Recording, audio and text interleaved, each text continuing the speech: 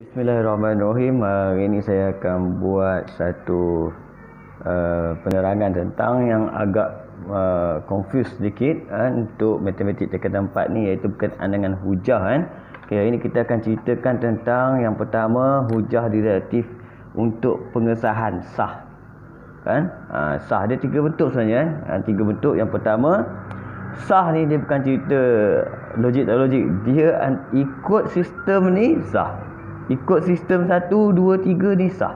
Yang pertama, kalau boleh gunakan semua A ialah B, bawah dia adalah C ialah A, C ialah B. Nampak? Dia ada satu orang baru sampai. Ini kita panggil orang baru. Dia tak ada kaitan dengan atas. Macam tu. Tapi jika dipakai jika maka, kalau boleh tengok betul-betul jika maka, P dengan Q dia akan ulang kat bawah. Kan? Dan kalau jika P maka Q, P dulu baru Q. Okey. Tapi jika P maka Q, kalau dia nafikan P dengan Q ni, dia kena letak Q dulu baru P. Itu sistem dia. Dia ada tiga sistem. Kan? Kalau dia follow, dia mesti tidak ada penafian. Kalau dia lawan, dia kena ada penafian. Ni penafian ni bukan maksud penafian lah. Penafian. Nanti kita tengok macam mana kan. Okey, contoh. Sekarang kita tentukan dia sah tak sah dulu. Sah tak sah dulu kan. Sah tak sah. Okey, tengok cerita yang pertama ni. Okey, semua. Jadi semua maksudnya yang ini adalah A, ini adalah B. Lepas tu dia kata, nampak ini orang baru. Orang baru masuk 35 orang baru. 35 adalah A, 35 adalah B. Yang dia. Jadi confirm ini cerita dia sah. Sah dulu. Cerita sah dulu. Nanti kita tengok munasabah tak munasabah. Kita tentukan sah dulu. Okey? Sekarang tengok bawah ni pula. Saya tentukan sah. Tengok. Dia pakai apa? Sama. Dia pakai apa? Semua. Kalau semua, maksudnya sini kena ada apa? Sini A, sini B. A apa? Segi empat sama, bersudut tepat. Segi empat sama, bersudut tepat. Bawah dia apa? Segi empat sama. Nampak? Ini A, bersudut tepat B. Orang baru, orang yang sama. Yes. Yang ini maksudnya sah. Dia ikut sistem. Kan? Okey, kita tengok nombor 3. Nombor 3 pula kan? Nombor 3. Apa cerita nombor 3 ni? Yang pertama, jika. Kalau jika dia kena follow. Yang ini jika P maka Q. Nampak? Yang ini. Dia ada follow, nampak? Dia follow tapi dia ada tukar sikit je. Tukar sikit. Maksudnya dia masih lagi mengikut sistem tu. Maksudnya yang ini adalah P, yang ini adalah Q. Jadi kita akan dapat tahu siapa perubahan berlaku tu. Itu yang jawapan kita nanti. Okey. Ini maksudnya ini masih lagi apa? Dianggap sebagai sah. Dia sah cerita dia. Okey. Kita tengok nombor 4. Nombor 4 kat sini saya tengok jika, nampak? Jika sini P, sini Q. Kan? Kalau jika P maka Q, maksudnya sini mesti P, sini mesti Q. Betul tak? Yes, nampak? Dia follow. Yang ni pun dia follow. Cuma ada perubahan sedikit. Itu jawapan kita nanti. Kan? Jadi masih lagi kita anggap sebagai sah. Itu dia. Sah sebab apa? Dia ikut sistem. Ikut sistem sah. Okey. Yang pertama pula. Nombor 5 pula. Jika X. Dia pakai jika. Jika X. Yang ini P. Ini Q. Nampak? Kan? Tapi kat sini dia bagi apa? Yang ini, yang ini dia letak Q dulu, baru P. Dia lawan sistem. Dia langgar sistem. Bila dia langgar sistem, namanya adalah tidak sah. Dia langgar sistem, tidak sah. Dia patutnya jika P maka Q, dia kena P dulu baru Q. Itu dia kena ikut sistem dia. Sistem dia. Kamu kenapa lah sistem dia? Tak susah kat cerita dia. Kalau jumpa soalan sah tak sah lah. Kan? Kalau nak jawab senang. Okey, nombor 6. Tengok. Jika yang ini P, yang ini Q. Okey, yang pertama yang ini. Nampak? Yang ini pertama dia nafikan. Bila nafikan tadi nampak. Kenapa nafikan? Ni sama dengan, tak sama dengan. Bila dia nafikan, maksudnya ini sepatutnya kena Q, ini adalah P. Kalau nafi dia terbalik. Betul tak cerita dia? Betul dia buat, nampak? Jadi yang ini adalah sah. Kan? Nampak? Dia simple je sebenarnya nak cam. Kalau nafi dia mesti terbalik. Kalau dia tak nafi dia follow. Okey, nombor 7. Tengok cerita dia. Nombor 7 apa cerita nombor 7 ni? Sebuah rhombus mempunyai perpenjuru. Oh, sebuah rhombus sorry. Rhombus perpenjuru berserenjang. A B. Sepatutnya kalau A B apa tadi? Dia mesti A B. Dia dah langgar. Sepatutnya dia mesti A dulu baru B. Jadi yang ini tidak sah. Okey. Dia kena A dulu baru B, tak boleh. Dia bagi yang ini kalau kamu tengok ni. Yang ini sorry, yang ni saya letak. Dia patut A B tapi dia letak apa? Dia letak B dulu baru A kat sini. Tengok B. Berserenjang rhombus. Tak boleh. Okey. Nombor 8. Sampai nombor 8 dah. Jika ini P, ini Q. Tengok macam mana dia buat. Dia letak apa? Q dulu baru P. Okey, kalau Q dulu baru P, mesti ada penafian, betul? Yes, ada penafian. Kalau ada penafian maksudnya benda ni adalah sah dari segi susunan. Sah dari segi susunan sistem kita kan. Kita pergi nombor 9. Ni yang susah sikit tentukan ni. Okey. Yang pertama, jika ini P, ini Q. Jika P, ini Q. Yang ni dia ikut. Dia kata, nampak? Jika yang ini adalah apa? Nampak? Yang ini sama cerita dia. Yang ni P. Kan? Ini Q. Okey. Tapi masalah dia, yang ini dia berlaku penafian ni. Nampak? Nombor 9 ni berlaku penafian. Kalau penafian sepatutnya apa dulu? Sepatutnya Q dulu baru P. Kalau penafian sepatutnya Q dulu baru P. Kenapa saya kata nafikan? Ni lebih besar, ni lebih kecil. Itu penafian namanya. Kan? Jadi benda ni bila dia buat macam ni, kita panggil dia tidak sah. Mengikut sistem dia lah. Kan? Tidak sah kan? Okey, nombor 10. Okey. Semua kubus ialah semua A B. Yang ni nampak? Orang baru A B. Ni nampak sah. Sah cerita dia. Okey. Ini cerita pasal sah tidak sah. Okey guys, saya akan sambung lagi cerita dia. Tadi kita dah buat sebab soalan dia, adakah hujah di bawah sah dan munasabah? Sekiranya tidak, berikan justifikasi anda. Itu saja cerita dia kan. Jadi saya dah ceritakan tentang apa? Sah tak sah. Sah tak sah dah. Okey, settle dah. Dah buat dah sah tak sah. Yang kedua, sekarang ni nak tentukan munasabah ataupun tidak. Macam mana munasabah tidak? Tengok syarat dia kata. Satu, hujah didaktif dikatakan munasabah jika semua premis dan kesimpulannya benar. Dia kena benar semua. Sekarang kita cek. Maksudnya kita cek. Perlu tak cek yang tak sah? Kena juga. Yang tadi cerita lain. Sah tak sah cerita lain. Munasabah cerita lain. Kita tengok benar. Semua gandaan 5 ialah gandaan 10.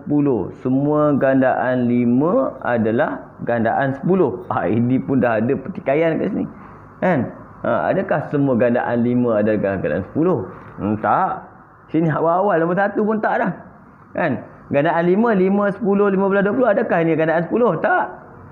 Ada gandaan 5 yang bukan gandaan 10. Kat sini kita dah pertikai dah. Dia ada satu benda yang dia katakan yang ini adalah palsu. Bila seorang aja palsu, automatik cerita dia tidak munasabah. Nampak? Kenapa saya bagi tahu tidak munasabah? Sebab dia seorang aja palsu, habis cerita dia. Kan? Sebab syarat dia kata nak munasabah, semua premis dan kesimpulan kena benar. Nampak? Walaupun saya tak check dah bawah ni. Sebab saya jumpa seorang, saya tak check dah. Tapi kalau kita check kat sini, 35 ialah gandaan 5. Yang ni benar. 35 ialah gandaan 10. Ini palsu. Jadi kat sini premis 1 dan kesimpulan dia palsu. Ini akan menjadikan dia tidak munasabah. Tapi syarat dia kalau seorang palsu, kadang-kadang kamu tak confuse kan mana tu, mana benar mana palsu. Tengok jumpa seorang palsu je, namanya tidak munasabah. Okey. Nombor 2. Tengok nombor 2 pula Nombor 2. Semua segi empat sama bersudut tepat. Yes. Ini benar. PQRS ialah segi empat sama. Ini dia bagi tahulah cerita pasal PQRS segi empat sama. Apa jadi? PQRS bersudut tepat. Benar. Jadi kalau semua benar, cerita dia munasabah. Simple je Okey. Yang ini punca kuasa 2X lebih kecil pada 3, maka X lebih kecil daripada 9. Yang ini cerita dia. Yang ini boleh saya katakan ini sebagai benar. Sebab kalau kita letak nombor apa pun kat sini kan, kalau yang ini kita letak square root dia, apa benda pun dia mesti lebih apa? Kecil daripada 9. Okey. Jadi kita akan ambil sini benar. Punca kuasa 2 4 lebih kecil daripada 3 benar. 4 lebih kecil daripada 9 pun benar. Jadi nombor 3 ni apa? Munasabah. Munasabah. Jadi simple je kan? Jadi dia sah munasabah. Sah munasabah tadi kan? Okey. Nombor 4. Kita tengok cerita nombor 4 Jika K lebih kecil pada 5, K tolak 5 lebih kecil pada 9, maka K lebih kecil pada 9. Okey, yang ni fine. Sebab apa? K ni unknown. Kalau kita letak nombor, apa-apa nombor pun kat sini kan, kalau nombor tu kita letak, nombor tu dia nak apa nombor tu? Nombor tu mesti lebih besar pada 9. Contoh 10, okey. 11, okey. 12, okey. 13 tolak 5. 12 tolak 5 tu 13 okey lagi. 14 tolak 5 9 okey lagi. Bila sampai 15 tolak 5 dia dah jadi lebih besar. Nampak? Jadi syarat yang dibagi kat atas ni kan palsu. Sebab apa? Dia tidak untuk semua nilai K. Dia tak boleh berlaku untuk semua nilai K. Untuk nilai K yang lebih besar pada 14 tak jadi cerita ni. Nampak?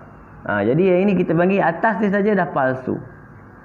Okey. Yang ini, tapi yang ini dua-dua ni 10 tolak 5 lebih kecil 9 ni benar. 10 lebih besar 9 benar. Nampak? Tapi dia tetap tidak munasabah. Kenapa? Syarat munasabah semua kena benar. Tak boleh seorang palsu, tak boleh. Ni palsu ni sebab apa? Tak kena. Dia bagi sebab K. K maksudnya unknown. Unknown maksudnya kalau semua nombor letak kat sini, dia akan jadi. Macam tu. Tapi kalau tak boleh, K paling besar boleh duduk kat sini pun 14 je pun. 14. Lebih je salah lah kat sini. Kan? Jadi ini tidak munasabah. Tapi dia sah tadi sebab dia ikut sistem. Okey, nombor 5. Nombor 5 kat sini dia bagi tahu apa? Ini awal tak sah dah. Bila tak sah, kita tengok munasabah pula. Jika X ialah faktor bagi 6, maka 6 boleh dibagi tepat dengan X. X ialah faktor bagi 6. Kita cek siapa faktor bagi 6. Faktor bagi 6 adalah 6. Maksudnya 1 kali 6, 2 kali 3. Okay, this one is semua faktor bagi 6. Dia kata faktor bagi 6, jadi boleh dibagi tepat. 6 boleh bagi tepat dengan dia orang ni. Yes, betul. Yang ni benar.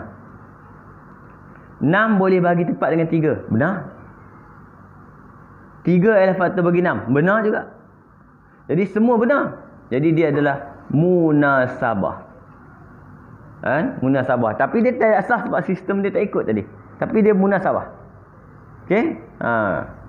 Boleh Okey. Nombor 6. Jika L1 selari dengan L2, maka keturunan L1 keturunan L2 sama. Itu betul, ni kita belajar. Untuk dua garis selari, M1, M2 dia adalah sama. Untuk apa-apa garis selari, kalau garis selari keturunannya sama. Dia kata, kalau keturunan tak sama, dia tak selari. Yes, ni dua-dua benar. Betul lah, kalau dia tak sama keturunan, maka dia tak selari. Jadi yang ini senang, munasabah. Dah lah sah munasabah lagi. Okey? Nombor 7. Nombor 7 cerita dia bagi tahu ni. Semua rombos mempunyai perpenjuru berserenjang. Semua rombos mempunyai perpenjuru. Benar. Sebab semua rombos berserenjang. Kan? PQRS mempunyai perpenjuru yang berserenjang. Okey? PQRS mempunyai perpenjuru berserenjang. Okey? PQRS untuk rhombus. Ini ada pertikaian berlaku. Kan? Sebab bila dia bagi tahu PQRS mempunyai penjuru yang berserenjang, PQRS ni boleh jadi dua benda. Iaitu sama ada rhombus ataupun lelayang. Sebab rhombus sama panjang. Penjuru dia memang berserenjang. Nampak? Lelayang dia simetri, dia tak sama panjang ni. Tapi ini sama panjang ni, dia tak sama panjang. Tapi dia juga mempunyai penjuru berserenjang. Jadi kat sini dia tak boleh bagi tahu kalau PQRS tu penjuru berserenjang, dia adalah rhombus. Tak semestinya. Nampak? Jadi permis 2 dengan kesimpulan ni ada something yang tak lengkap. Tak cukup. Tak kuat dia cerita dia kat sini. Kan? Nombor 7. Okey? Sebab apa? Kita panggil dia tidak munasabah. Kenapa? Ada berlaku satu benda yang palsu kat sini, dia kata. Palsu sebab apa? Dia kata apa? Kalau PQRS berserenjang, PQRS adalah rhombus. Ini palsu, tak boleh. Tak semestinya dia berserenjang dalam rhombus. Itu cerita dia. Okey? Nombor 8. Permis 1. Nombor 8, permis 1. Jika X adalah nombor genap, maka 3 kali X adalah nombor genap. Ini benar. Sebab nombor genap, darablah dengan berapa pun, dia tetap genap. Nampak? 3X bukan genap. Okey, kita bagi tahu. Okey, kalau yang ni benar, kalau 3X bukan genap, kita anggap sebagai benar, apa jadi? X bukan nombor genap. Betul. Benar juga. Maksudnya, kalau atas ni 3X ni nombor ganjil, macam mana cerita dia? Kan? Kalau dia nombor ganjil, maksudnya bawah ni dia bukan nombor genap. Nampak? Kan? Sebab tu dia munasabah. Okey? Dah dapat siap dah. Satu lagi. Nombor 9 dengan nombor 10. Dua lagi kita tengok. Contoh. Yang ni tengok. K lebih besar pada 5, maka K kuasa 2 lebih besar daripada 25. Betul? Benar. Ambil lah nombor apa pun. Kalau K lebih besar pada 5, dia mesti sini lebih besar juga. Kan? Kalau K lebih kecil atau sama dengan 5, K lebih kecil daripada kuasa 2 lebih kecil daripada 5. Ini benar. Maksudnya apa? Kalau huruf nombor tu lebih kecil daripada 5, kuasa 2 pun akan jadi lebih kecil daripada 5. Benar. Jadi dia adalah munasabah. Tapi dia tak sah tadi sebab dia tak ikut sistem. Dia terbalik. Itu je. Nampak? Okey? Nombor 10. Nombor 10 senang, nampak terus. Nampak terus. Kubus ialah kuboid. Benarlah. Kubus tu kuboid lah. Kalau P kubus, P kuboid. Ya, benar. Semua benar. Jadi ini adalah munasabah. Okey? Yang ini je yang confuse sikit dalam bahagian ni. Yang lain semua okey, insyaAllah. Jadi harap kamu boleh faham. Walaupun bahasa saya tak pandai sangat nak berbahasa. Jadi insyaAllah saya harap kamu dapat faham apa yang saya ceritakan. Semoga kamu dapat teruskan belajar dengan cemerlang, insyaAllah. Terima kasih. Assalamualaikum.